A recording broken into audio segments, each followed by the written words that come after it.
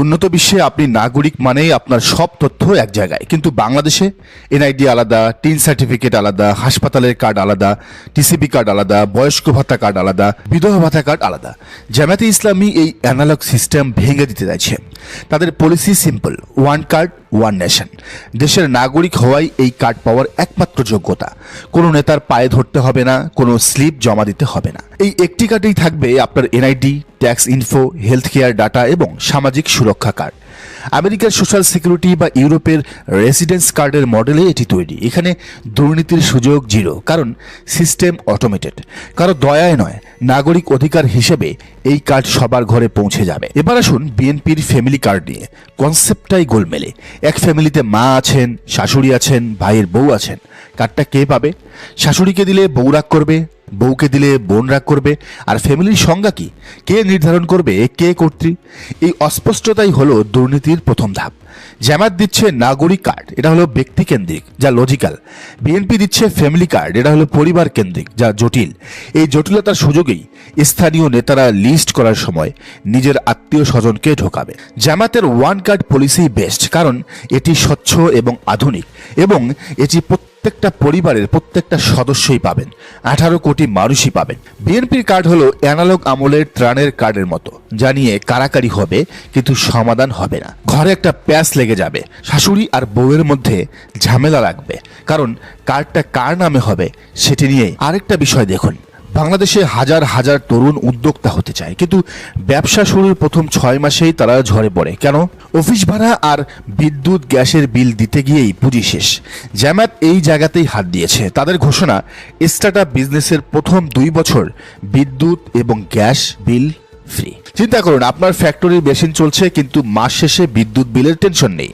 এই টাকাটা আপনি রিইনভেস্ট করতে পারবেন, কাঁচামাল কিনতে পারবেন। এটি বাস্তবায়ন হলে বাংলাদেশে শিল্প বিপ্লব ঘটে যাবে।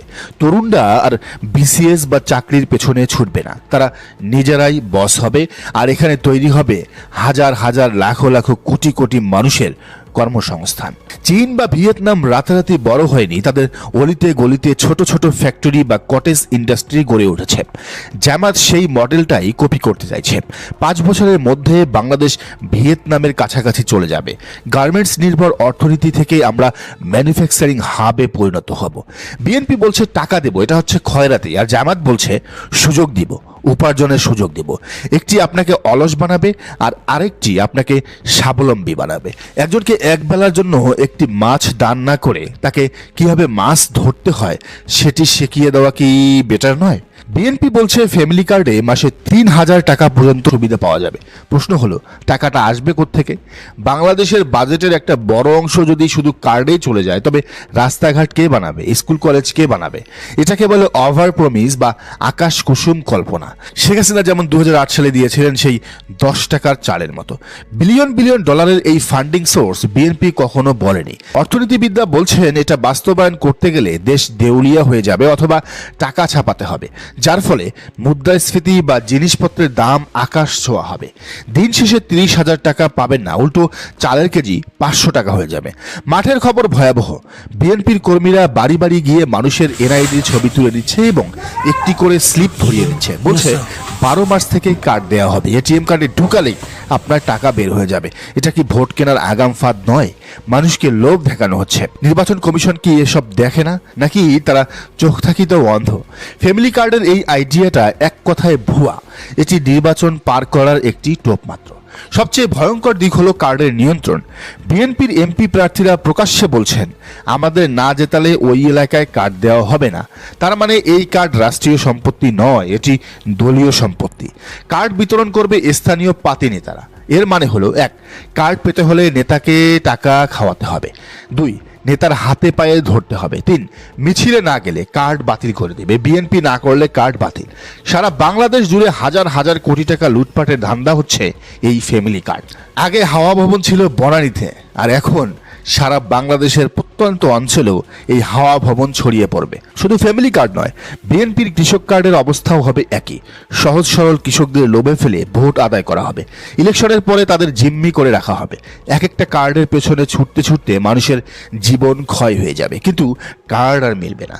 জামাত আপনাকে নাগরিক ভাবছে, এটাকে অধিকার ভাবছে, আর বিএনপি আপনাকে প্রজা ভাবছে, তারা দয়া ভাবছে। পার্থক্যটা এখানেই। সমস্যা হলো জামায়াতের এইসব গোল্ডেন পলিসি ভোটের মাঠে প্রচার হচ্ছে কম। সাধারণ মানুষ ইকোনমিক্স বোঝে না, তারা বোঝে নগদ। বিএনপি যখন তার টাকার লোভ দেখাচ্ছে, জামাত তখন শিল্প বিপ্লব বোঝাচ্ছে। এই গ্যাপটা পূরণ করতে হবে। জামাতকে সাধারণ মানুষের ভাষায় কথা বলতে হবে, বোঝাতে হবে বিএনপির টাকা ভুয়া, ওটা পাবেন না, কিন্তু জামাতের ফ্রি বিদ্যুতে আপনি নিজের পায়ে দাঁড়াতে পারবেন। জামাতের উচিত নিজেদের প্রচারের পাশাপাশি বিএনপির এই বাটপাড়ি বা স্লিপ বাণিজ্য তুলে ধরা, মানুষকে সতর্ক করা। আপনার এনআইডি দিয়ে ওরা সিম তুলছে কিনা বা লোন নিচ্ছে কিনা সাবধান হন। বিএনপির ফ্যামিলি কার্ড যে একটা নির্বাচনী জুমলা, সেটা ডেটা দিয়ে প্রমাণ করতে হবে, তথ্য দিয়ে প্রমাণ করতে হবে। ভালো পণ্য হলেই হয় না, ভালো মার্কেটিং লাগে। জামাতকে এখন অ্যাগ্রেসিভ মার্কেটিংয়ে যেতে হবে। এই মেগা সিরিজের শেষ পর্বে আমরা আপনাদের সামনে দুটি অপশন রাখছি। অপশন এ, বিএনপি 30,000 টাকার লোভ, যা অবাস্তব। স্লিপ জমা দেওয়া, নেতার পেছনে ঘোরা, কার্ড পেতে ঘুষ দেওয়া। অপশন বি, জামাত, ওয়ান কার্ড, নাগরিক অধিকার, 2 বছর ফ্রি বিদ্যুৎ ও গ্যাস, ব্যবসা করার সুযোগ, সম্মানজনক জীবন। বিএনপিকে বলবো, এই কার্ড সেই কার্ড, ধান্দাবাজির পলিসি থেকে বের হয়ে আসুন। মানুষকে বোকা ভাববেন না। জামাত কোনো ওভার প্রমিস করছে না, তারা আকাশ কুসুম কোনো কল্পনা দিচ্ছে না। যে পলিসিতে আগালে সব নাগরিকের সুবিধা নিশ্চিত হবে এবং যা বাস্তবায়ন সম্ভব, সেটাই তারা প্রমিস করছে, ওয়াদা করছে। জামাতের উচিত প্রত্যেকটা তরুণের কাছে পৌঁছানো, তাদেরকে জিজ্ঞেস করা, তোমরা কি 30,000 টাকার ভাতার জন্য লাইনে দাঁড়াতে চাও, নাকি ফ্রি এনার্জি সুবিধা নিয়ে ভিয়েতনামের মতো ইন্ডাস্ট্রি করতে চাও? সিদ্ধান্ত তোমাদের। জামাতের ওয়ান কার্ড পলিসি এবং শিল্প বিপ্লবের স্বপ্ন, এটাই বাংলাদেশকে এগিয়ে নেবে। আর বিএনপির ফ্যামিলি কার্ডের নামে লুটপাটের ধান্দা দেশকে পিছিয়ে দেবে। সাবধান হন, লোভে পা দিবেন না। দর্শক, ভিডিওটি ভালো লাগলে অবশ্যই শেয়ার করুন এবং এই চ্যানেলে নতুন হলে অবশ্যই সাবস্ক্রাইব করে বেল আইকনটি বাজিয়ে রাখুন।